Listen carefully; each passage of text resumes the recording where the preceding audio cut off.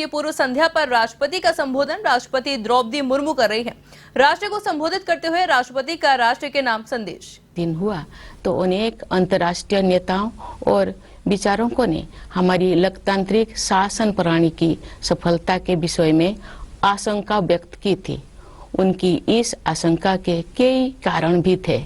उन दिनों लोकतंत्र आर्थिक रूप से उन्नत राष्ट्र तक ही सीमित था।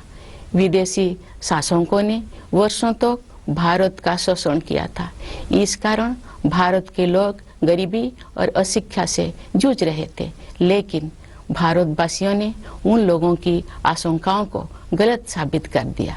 भारत की मिट्टी में लोकतंत्र की जोड़ें लगातार गहरी और मजबूत होती गई। अधिकांश लोकतांत्रिक देशों में वोट देने का अधिकार प्राप्त करने के लिए महिलाओं को लंबे समय तक संघर्ष करना पड़ा, लेकिन हमारे गणतंत्र की शुरुआत से ही भारत ने सार्वभौमिक वयस्क मताधिकार को अपनाया। इस प्रकार आधुनिक भारत के निर्माताओं ने प्रत्येक वयस्क नागरिकों को राष्ट्र निर्माण की सामूहिक प्रक्रिया में भाग लेने का अवसर प्रदान किया। भारत को यह श्रेय जाता है कि उसने विश्व समुदाय को लोकतांत्रिक की वास्तविक क्षमता से परिचित कराया। मैं मानती हूँ कि भारत की ये उपलब्धि केवल संयोग नहीं थी। सभ्यता के आरंभ में ही भारत भूमि के संतों और महात्माओं ने सभी प्राणियों की समता व एकता पर आधारित जीवन दृष्टि विकसित कर ली थी। महात्मा गांधी जैसे महानायक के नेतृत्व में हुई स्वाधीनता संग्राम के दौरान हमारे प्राचीन जीवन मूल्यों को आधुनिक युग में फिर से स्थापित किया गया है। इसी कारण से हमारे लोकतंत्र में भारतीयता के तत्व दिखाई देते हैं। गांधी जी सत्ता के विकेंद्रीकरण और जनसाधारण को अधिकार संपन्न बनाने के पक्षधर थे। पिछले 75 सप्ताह से हमारे देश में स्वाधीनता संग्राम के महान आदर्शों का स्मरण किया जा रहा है।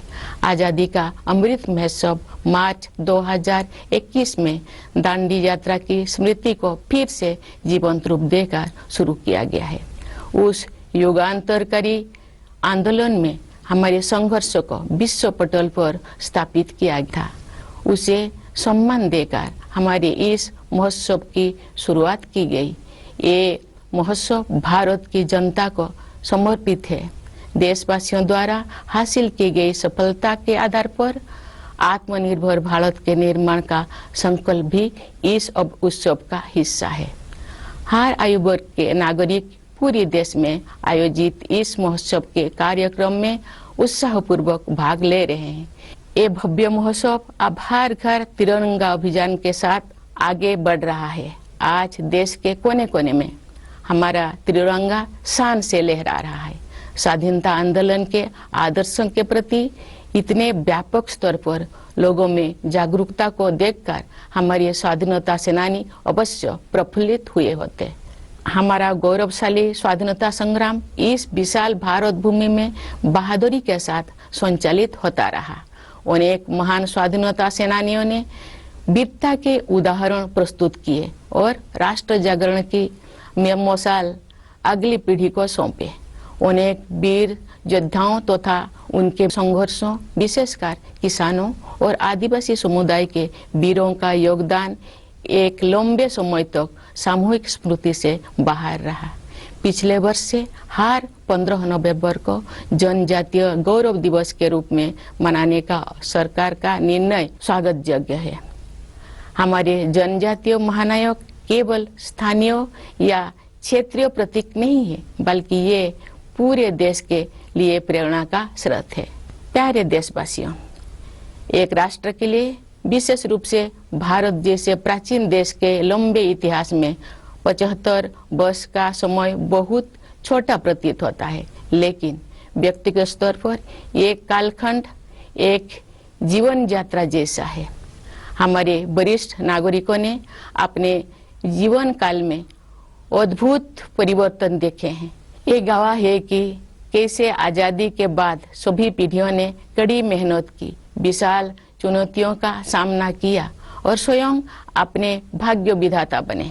इस दौर में हमने जो कुछ सीखा है वो सब उपयोगी साबित होगा, क्योंकि हम राष्ट्र की यात्रा में एक ऐतिहासिक पड़ाव की ओर आगे बढ़ रहे हैं।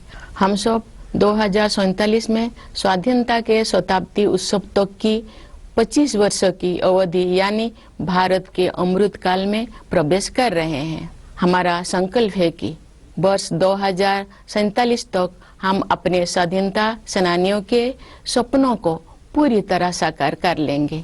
इसी कालखंड में हम बाबा साहेब भीमराव अंबेडकर के नेतृत्व में संविधान का निर्माण करने वाला विभूतियों के विजन को साकार कर चुके होंगे। एक आत्मनिर्भर भारत के निर्माण में हम पहले से ही तत्पर है। वो एक ऐसा भारत होगा जो अपनी संभावनाओं को साकार कर चुका होगा। दुनिया ने हाल के वर्षों में एक नए भारत को उभरते हुए देखा है। खासकर कोविड-19 के प्रकोप के बाद इस महामारी का सामना हमने जिस तरह किया है उसकी सर्वत्र सराहना की गई है।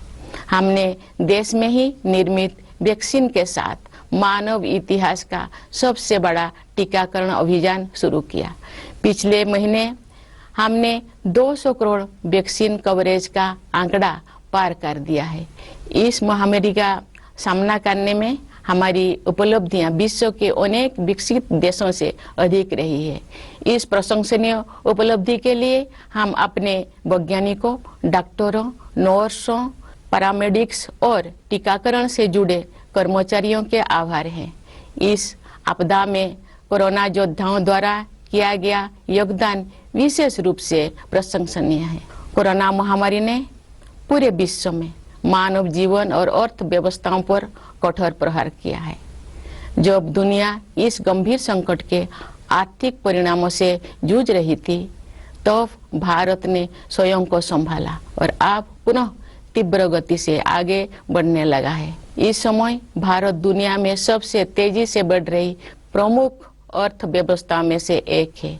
भारत को स्टार्टअप इकोसिस्टम का विश्व में ऊंचा स्थान है।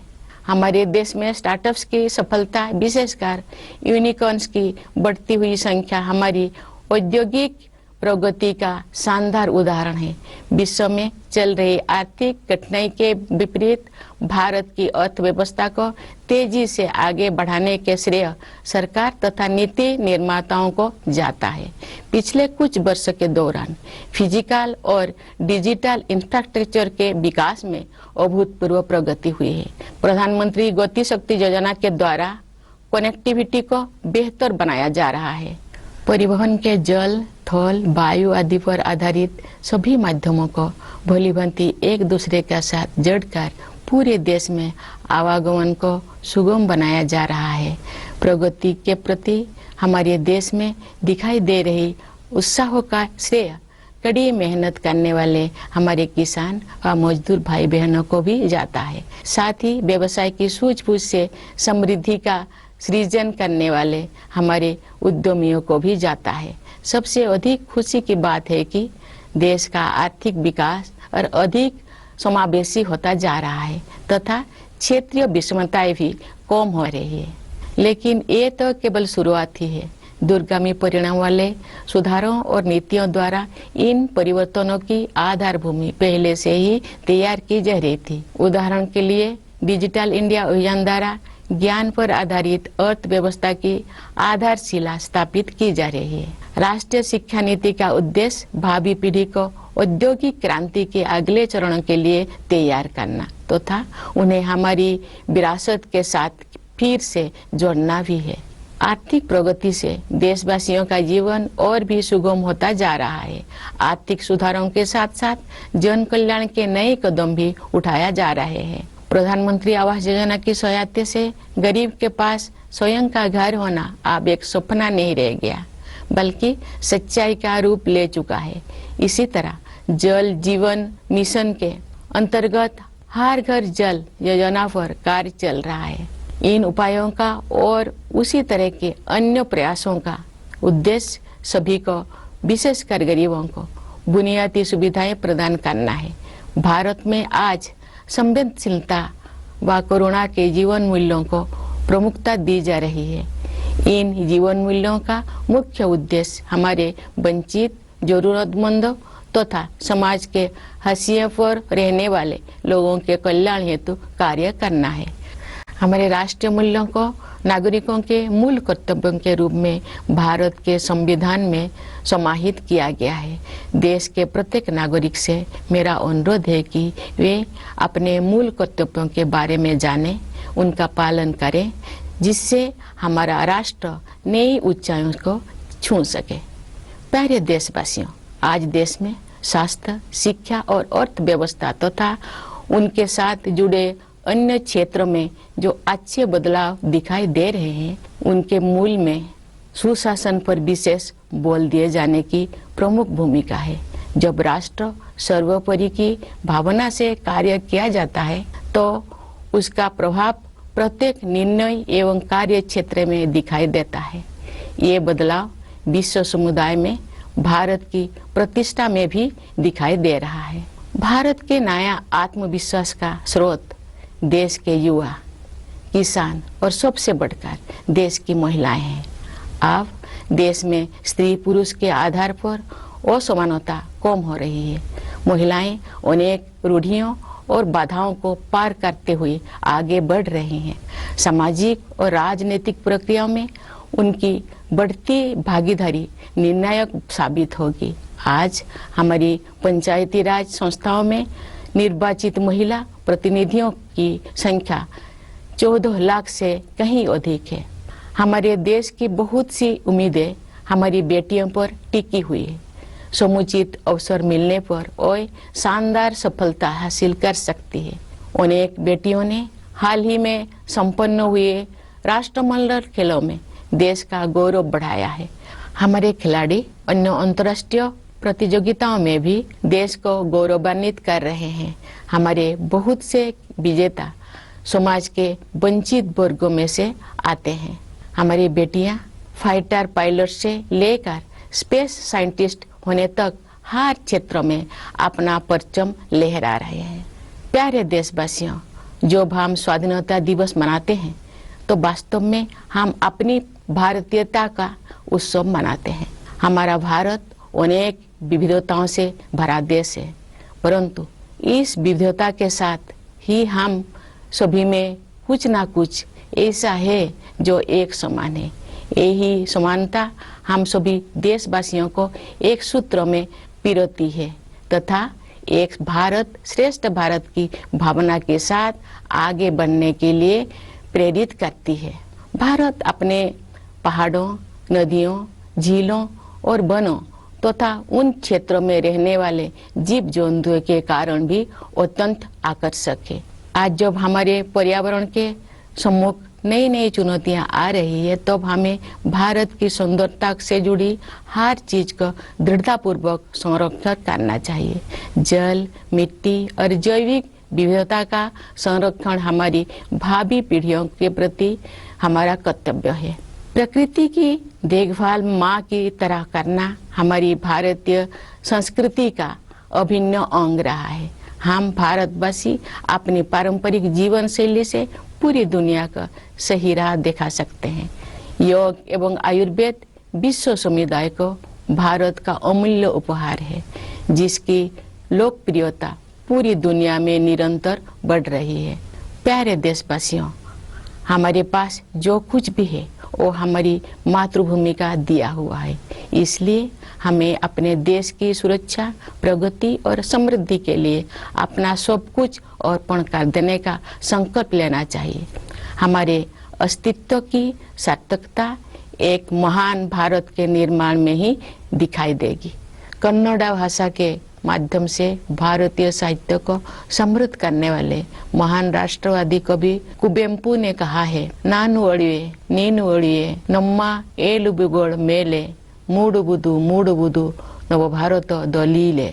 अर्थात मैं नहीं रहूंगा, नहीं रहेंगे तुम, परंतु हमारी अस्थियों पर उदित होगी नई भारत की महागाथा। उस राष्ट्रवादी कवि का स्पष्ट आह्वान है कि मातृभूमि तथा देशवासियों के उत्थान के लिए सर्वस्व बलिदान करना